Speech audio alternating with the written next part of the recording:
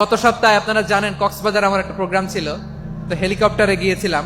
ফেনী জেলা যখন পার হচ্ছি আমি দেখলাম তিনটা উইন্ড মিল চিনেন তো, বিশাল পিলার, তিনটা চারটা পাখা থাকে, বায়ু বিদ্যুৎ কেন্দ্র, বাংলাদেশের প্রথম বায়ু বিদ্যুৎ কেন্দ্র এটা, মুহুরী প্রজেক্ট বলে এটা সম্ভবত, মুহুরী প্রজেক্ট। তো সাগরের বাতাসের ঝাপটায় এটা ঘুরে এনার্জি হয়, ইলেকট্রিসিটি উৎপাদন হয়। তো আমি পাইলটকে বললাম, ভাই এগুলো থেকে কেমন ইলেকট্রিসিটি উৎপাদন হয়? কয় হুজুর একটু হয় না, কিছুই হয় না।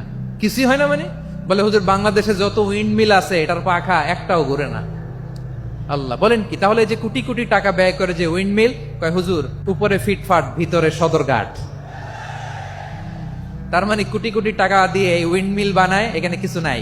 দুর্নীতির আড্ডাখানা, আখড়াখানা বাংলাদেশ, ঠিক কিনা বলেন? হায় রে, জাপানিজরাও মানুষ, আমরাও মানুষ।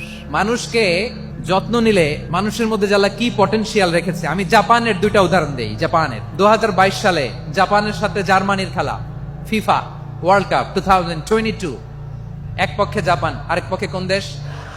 ওই খেলায় জিতেছিল জাপান, জিতেছিল 22 সালের এই ফিফা ওয়ার্ল্ড কাপে জাপান ফুটবল খেলায় জিতে।